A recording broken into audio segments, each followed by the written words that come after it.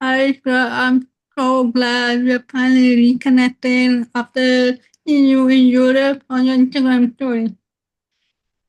Hello, so I'm glad we've reconnected after like a very, very long time. It's been around an year since I started my master's, and it's been a ride. It's been a fun time, and I'm happy that I'm here, and I'm excited to talk about it.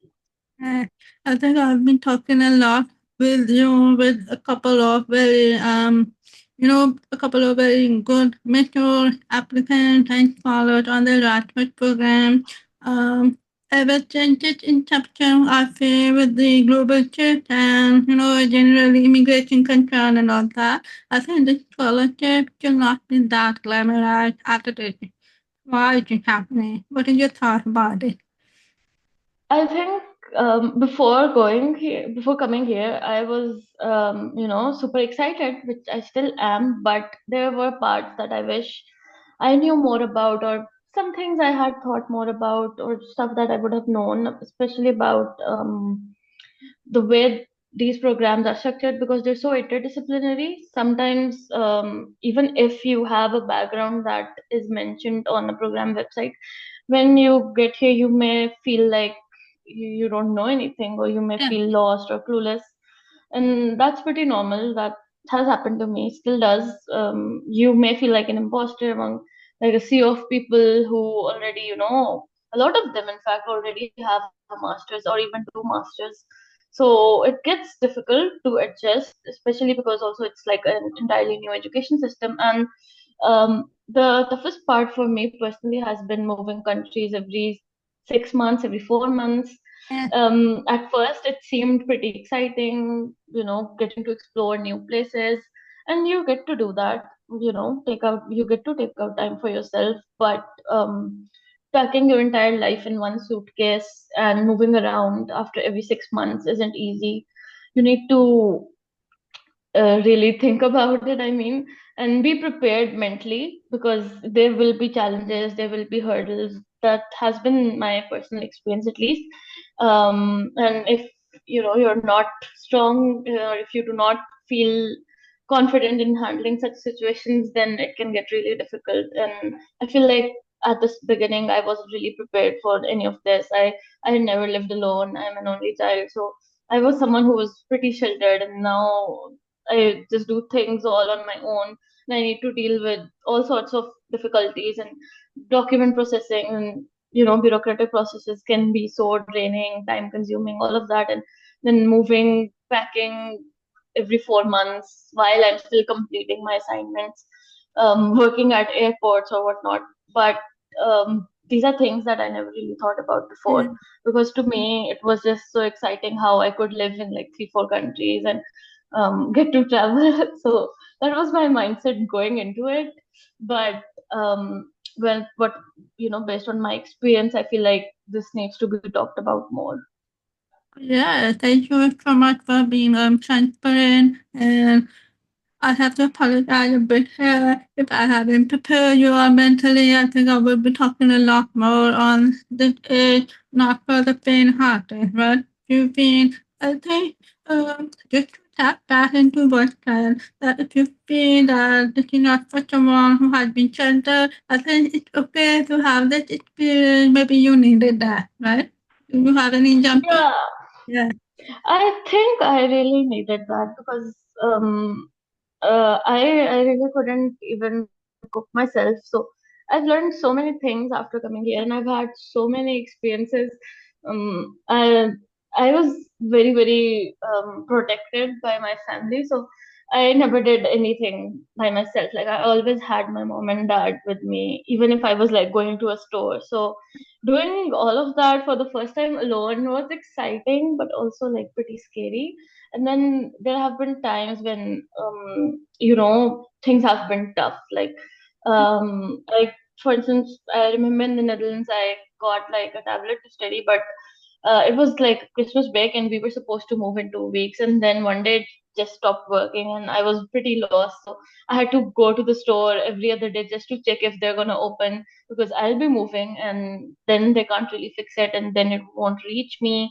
And it was a new experience because in the past my dad and mom would handle all of that, but it also brought a sense of confidence in me, I would say, because I never even took like public transport back in Pakistan, but here I do all of that alone. Like I travel countries alone, and at the beginning it was scary. It was really like a scary step, but I think it took me a few months actually to start properly traveling and exploring, which I wish I had started earlier, but I think I gave myself some time to feel more comfortable with it.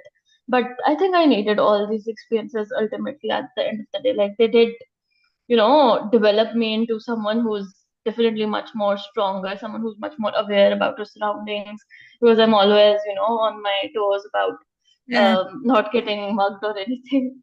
So I feel like I've learned a lot, which I wouldn't have learned otherwise. Definitely. Yeah. I think having bad experiences can happen anywhere. I remember when I Exactly. was in the US. My first thought was, "Hey, I'm going to travel, right? I'm going to be on the California beach. I can go to New York." But at women, personally, actually, we do have to have more social protection around us because we're just conditioned with that. But ultimately, we kind of have to make a balance between the program I'm going into and the funding is cool. But also, just a little while ago, we were also talking about the funding part, how it's not completely funded, the expenses can pile up, right? Yeah. No, definitely. When you're moving countries, especially, you don't realize how quickly things can pile up, and you need to get things done like instantly because those are just basic necessities. Um, because when I moved in Finland like 5 days ago, I think, yeah, after traveling for like 28, 29 hours, I reached here, and only to find out that I don't even have a pillow. So I slept on like my neck pillow that night. And the next morning, I had to go and get all basic stuff. I didn't really have any kitchen stuff over here in my apartment. I don't even have Wi-Fi. Oh my God. So I'm like using hotspot to survive. It's difficult. I mean, because I'm not here for a long time, so I can't really get a router, and I need like a Finnish bank account for something called like a strong identification thing over here. So you basically need that for literally everything. You need that for like bus tickets. You need that for discounts at supermarkets. So since I don't have that, I'm not eligible for a lot of things over here, which again is another part that is difficult because I have a Dutch permit book since that's where my first semester was. So I'm not eligible for a lot of things in other countries that are part of my mobility because I'm not there for a long time. Yeah. Yeah, and they have to have like a time permit on that. Hey, you're here for a semester only. You're about to move out. What do you need this for long Exactly. term, right? Yeah. Yeah. And because Finnish immigration services, they're very strict about things and bureaucratic processes. I remember just last week at Helsinki airport, they questioned this guy who was standing in front of me. He was also an Erasmus student, and he was questioned for like 25 minutes. So I was pretty scared because I was like, what is going on? What's up? Are they going to send me back? What's happening? Yeah. So I was pretty scared, but with me, it took him like 3 minutes barely, and then he opened the doors, and I was so confused. And then the officer is like, "Oh, you can go," and I was like, "But why are you not looking at my documents?" So it varies. I mean, but bureaucratic processes are pretty different in all of the countries you are at. And if you're someone who's on Erasmus, I feel like your first semester where you're going really determines a lot of things because you'll be carrying that permit for a very long time, and different countries have different policies. So the Netherlands in this case was really nice. They give you a permit for more than 2 years, in fact. So even after your degree, you can stay there, and then you can extend it for 1 year more. But other places like France, I believe they only give you one for a few months, and even Germany, you need to get it renewed on and off. So that is also a Yeah, you factor. have So it to, really depends where we're going. Yeah, I'm glad I got to go to the Netherlands for the first yeah, semester that way. yeah. If you feel, I mean, I feel like if you have to redo your application, would you have probably researched a bit more on the permit kind of thing, or would you have felt like, hey, I will figure it out along the way? I feel like I would have applied anyway, but I would have thought about it. But at the same time, I would probably submit more applications in programs that are of interest to me, just to maximize my chances of getting accepted, because it's also based on luck and among other things, obviously. Yeah, So you never know where you may get in. I never expected to get into this program, at least. So you never know, but I would have definitely considered these things. And for me, I feel like this, in terms of the first country where I was going and the permit, this really worked out very well. yeah, yeah, But it's also a factor you should definitely consider. For instance, if you're someone who's going to Finland for the first semester, then you need to go to Qatar or UAE for your visa, because we don't have an embassy in Pakistan. So you would need to be aware of like additional expenses that you could incur, because sometimes we don't really think about all of this stuff well ahead, and then when the time comes, there's a lot you need to do and really less time in that moment. yeah. I often joke, and I think this is an inside joke between us as well, that the application is not long as compared to the pre and the post application fee we have to do. It's not really over. No, it's never over. Even when you're in the program, when you're moving countries, you need to Yes. submit documents to all the countries that you're going to one by one to get like this mobility certificate for them. And you need to pay for these as well, by the way. So they're like 200, 250 euros Oh, in Belgium, and I think it was like 100 euros in Finland. So those are also costs. I mean, they give you a lot of money for that. Nonetheless, these are costs that you need to cover, and they're not talked about enough, I guess. Because for me, first, I thought I have a permit, I have a Dutch permit, so that's all I need. I can, be wherever. yeah, But that's not the case. So if you're staying for a little longer period, you obviously do need like mobility certificates.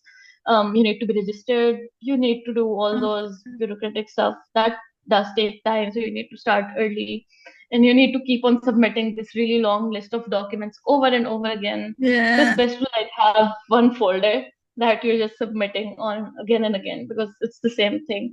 But it never ends. No, it's much more difficult than the yeah, application phase, I'd say, because the application takes what, like 6 months if you start ahead, and you should start before that, in my opinion. But I mean, 6 months at least. And then when you're about to go, the visa process, I mean, that's really difficult for some countries. You need to get a lot of stuff done. yeah, So it's a long ride. It yeah. definitely is. I think we have been talking a lot about the challenges part, but can I just quickly ask you, how did you plan your program? Like, did you learn a lot? Was it very different from your undergrad? For me, it is very different from my undergrad, but in one aspect, because my major was psychology and I'm doing clinical linguistics, so I did not have formal linguistics background. So it's been tons of self-study, but parts of it that are relevant to psychology, I feel like I was taught really well, and I'm really thankful for that, at least to my institution, NUSP. So I'm happy about that. I mean, I really owe them that. But in other ways, I feel like I grew a lot. Like, if I compare papers that I would write in undergrad to what I write now, Yeah, there's a stark difference, and it's really cool because the degree is like a research master's, so we're oriented to academic writing much more in a lot of detail.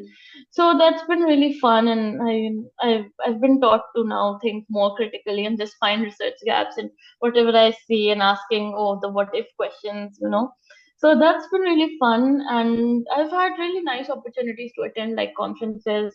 I attended like a psycholinguistic conference in France, and then I'm going to a conference on aphasia in Copenhagen, like in 2 weeks. So, and all of this is like covered by the program, which is really cool. So, one week in Copenhagen, getting to meet like leading researchers, getting to talk to them, networking with them, yeah, that's really cool. I mean, that paves your path for a lot of career opportunities in PhD, or in the industry, whatever you want to go with. But it's been fun. I mean, it's been yeah, all a nice experience, because I've traveled a lot. I get to travel. I get to see really cool places. here in Finland, I get to see the Northern Lights every other night. So that's Yeah, so you cool. got I very mean, lucky because with the I wouldn't northern have side. that Yeah, otherwise. Yeah, yeah. I just moved in and they started. So that's really cool. And I mean, I wouldn't have these opportunities otherwise. And my professors are really nice. I had a chance to work with one of my professors on like a popular science article. He reached out to me personally. That was really nice. And I also got my one of my papers accepted for like a conference. yeah, So I it's read cool, that. like the That's great. opportunities I get. Yeah, so it's really nice because whenever I email someone for an internship or something, they usually do know about my degree and they're telling me how cool it is and or that they've taught us in the past, like previous cohorts, because it's been going on since Yeah. 25 years and we Oh, just got funding again. So that's pretty cool. So I mean, yeah. these are really great things as well. So despite like the Yeah. difficulties, I feel like it's an amazing opportunity as well. Yeah, yeah, you were saying that you have to work in between airport transfer, you have to kind of plan your mobility along with your assignment deadlines, and I think that's the fun part of being an international student. Yeah, definitely. I mean, I've been thinking about going to Lapland, for instance. So I've been looking at my deadlines and what essays are due when, so I can go later on. And even this week, I am traveling, so I'll be taking my laptop with me because I have like an online course to complete before we formally start classes. Oh, So it's always me and my laptop everywhere, but I wouldn't have it any other way uh, either. So it's really nice. before we wrap this up, I'm glad this program got refunded to have the full installment, right? So, based on your experience so far, or anyone considering EMCL, what kind of background eligibility can really work with this program? Right? It's not exactly psychology, it's not English linguistics. Who can be eligible here? I think in Pakistan, at least, we're not really taught in a way that's pretty multidisciplinary, which is sad. I mean, but if you're someone who has a strong background in either like psycholinguistics or experimental psychology or linguistics, because basic linguistics is really important. If you're well versed in linguistics, then these are things you can build upon. That's what the program is Yeah, for. So I strongly recommend having a background in linguistics. Otherwise, it's difficult. I mean, so you would really have to, yeah, get to know a field from scratch. But they've also like revamped the curriculum now, so they are teaching introductory linguistic courses this time yeah, around, which is really nice because then you're being taught a general course on linguistics for like 5 months, which yeah, I think honestly is sufficient to get some insight into what's happening, and then you can continue building upon your skills. I mean, if there's something new, you just Google it, and that's how you learn. Like, just don't wait for someone to come teach you. Just learn on your own yeah, as well. So, if you have some background in any of these subjects, just apply. yeah. It's a great opportunity. Yeah, I think with these online courses, we have webinar, workshop. We literally have professors opening the resources on LinkedIn, like, hey, I taught this syllabus, here's the syllabus for you. You can just pick up and learn on the go. And Iqra, did you have anyone who recently applied to this program or anyone any advice you can give with the application? I remember how hectic it was. I think my,